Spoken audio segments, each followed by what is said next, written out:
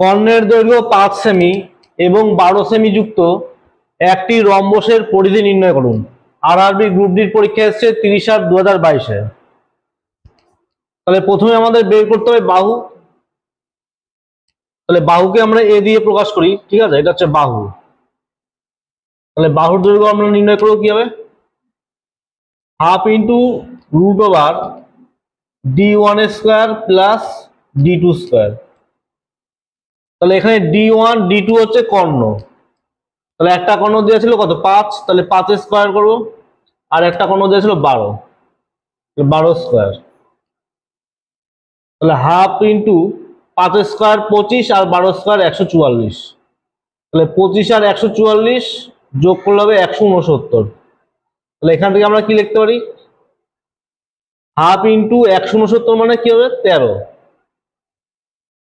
তাহলে এখান থেকে আসলো কি 6.5। তাহলে রম্বসের পরিসীমা, তাহলে পরিসীমা কি হবে, 4 গুণ বাহু, 4 গুণ বাহু। তাহলে বাহুর মান বের করলাম 6.5। তাহলে গুণ করলে কত হবে, 26। দেখো 26 আছে অপশন এতে।